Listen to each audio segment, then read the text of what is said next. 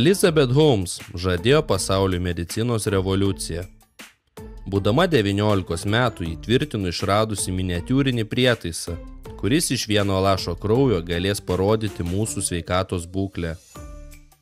Ji gyrėsi, kad tokiomis rimtomis ligomis kaip vėžys bus užkirstas kelias joms dar nepasireiškus. Ir tai buvo tiesiog wow akimirka. Aukšto lygio investuotojai išleido savo turtus Elizabeth Holmes kompanijai, pavadinimu Theranos. Taip ji tapo pirmąją Silicio slėnio savarankiškai prasimušusi milijardierė. Tačiau jos išradimas buvo tik didelis muilo burbulas. Elizabeth Holmes nėra vizionierė, ji yra tiesiog gera aferistė. Taigi, Elizabeth Holmes ir jos afera, apie viską šiame video. Idėja verta milijardo. Elizabeth gimė neeilinėje šeimoje. Jos tėvas buvo stambios JAV energetikos kompanijos prezidentu. Vėliau dirbo valstybinėje aplinkosaugos agentūroje, o mama JAV kongrese. Liz buvo aukšto rango valdininkų dukra. Visai nekeista, kad įbaigusi mokyklą iškart įstojo į vieną kiečiausių šalies universitetų Stanfordą.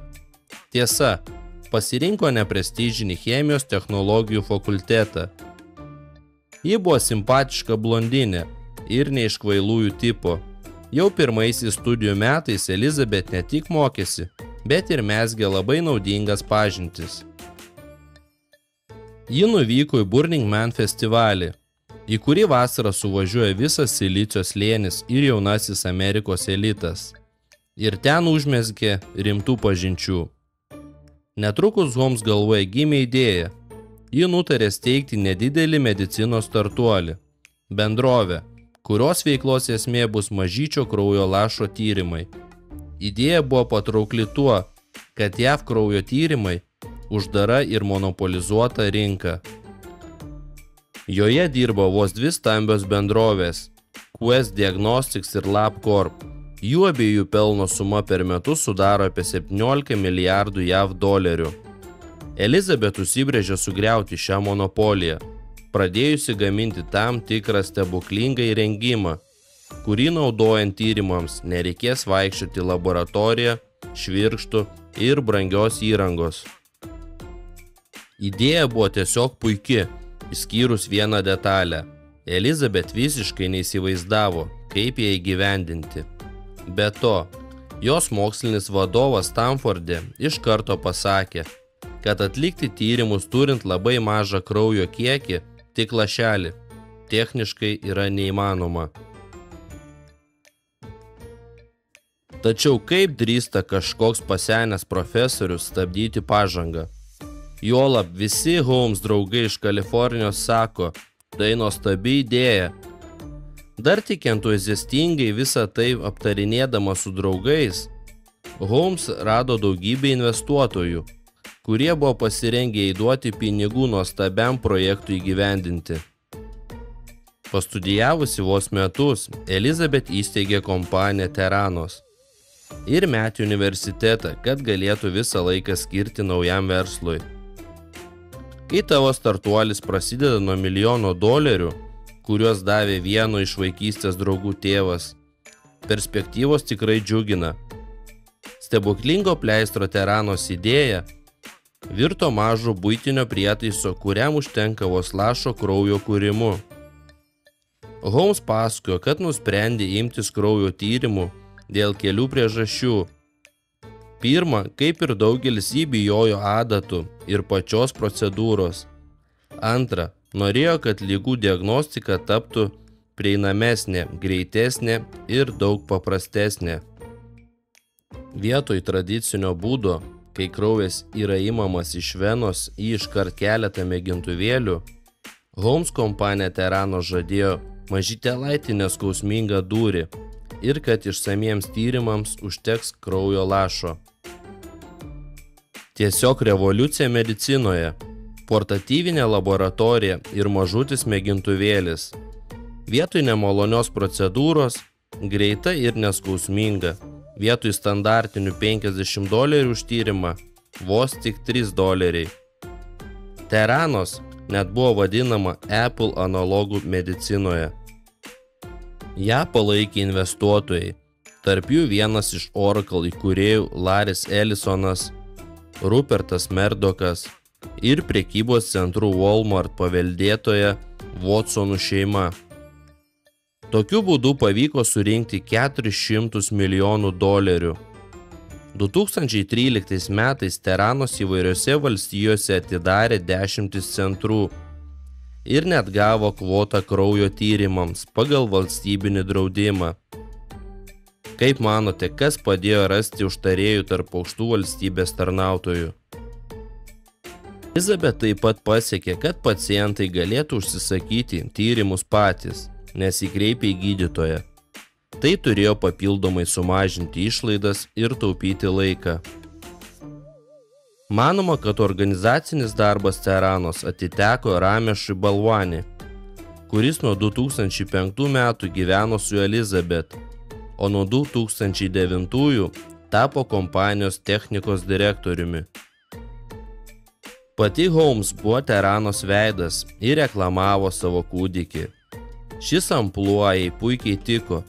Elizabeth perėmė Steve'o Jobso manierą rengtis, vilkėdavo paprastus juodus megztinius, sukurtus to paties dizainerio, atsainiai sukdavo plaukus į kuodelį kaip Sharon Stone ir kalbėdavo nepamirštamų žemų balsu.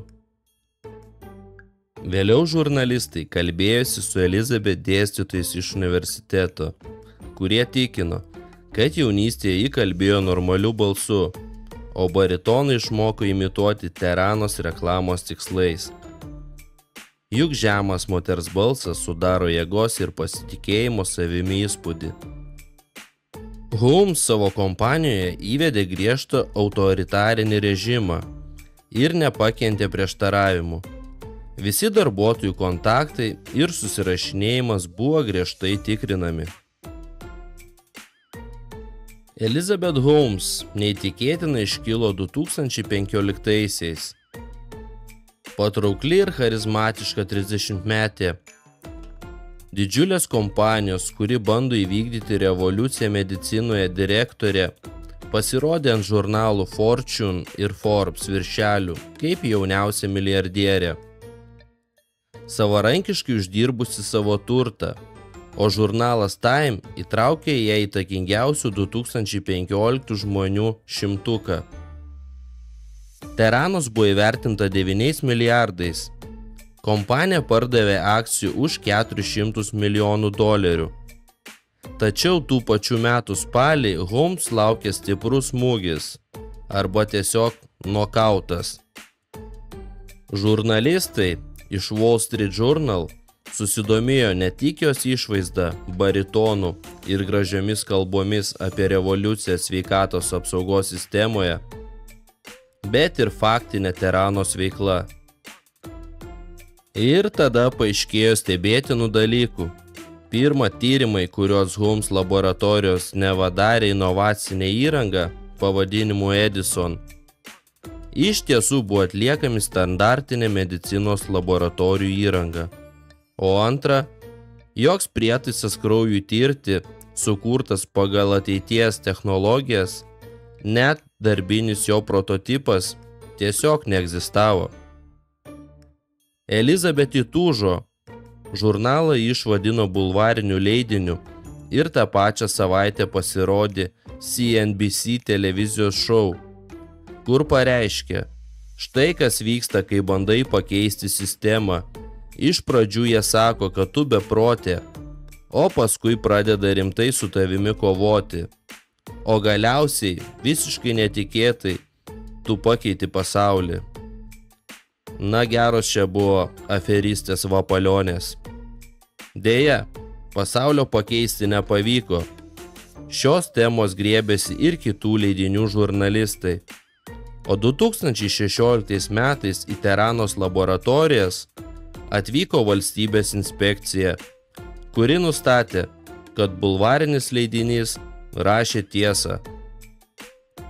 Biotechnologijų startuolis, vadovaujamos jo įkūrėjas Holmes, su didžiuliu triukšmu žlugo, nusitempdamas į dugną ne tik pačią Liz, bet ir daugybė buvusių šalia. Su projektu susiję ne tik garsių fondų veikėjai, bet ir buvę bei esami senatoriai, buvęs valstybės sekretorius ir net buvęs prezidentas Billas Clintonas. Vėliau paaiškės, kad garsūs profesoriai ir patyrę investuotojai bei politikai ne tik nesugebėjo užkirsti kelio šiam projektui ir nesugebėjo perprasti vienos iš didžiausių ir painiausių 21 amžiaus aferų.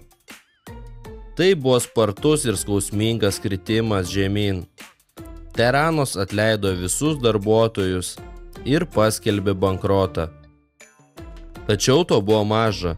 2018 metais Elizabeth Holmes ir Ramešui Balvani, su kurio verslininkė tuo metu jau buvo išsiskyrusi, pateiktas valstybės ieškinys.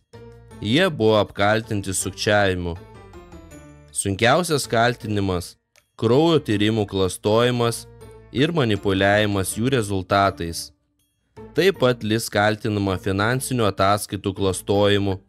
Ji melavo tiesiog visiems, nuo investuotojų iki potencialių partnerių. Na, bet aferistė laiko veltui leisti neketino. Žlugusios Teranos muilo burbulinės kompanijos aferai 2019 Holmes susižadėjo, o paskui ištekėjo už turtingo viešbučio tinklo Kalifornijoje paveldėtojo Williamo Evanso. Sausio 3 dieną 2022 metais Elizabeth buvo pripažinta kalta dėl investuotojų apgaudinėjimo, dėl sukčiavimo elektroninėmis priemonėmis ir dėl sąmokslo įvykdyti elektroninį sukčiavimą.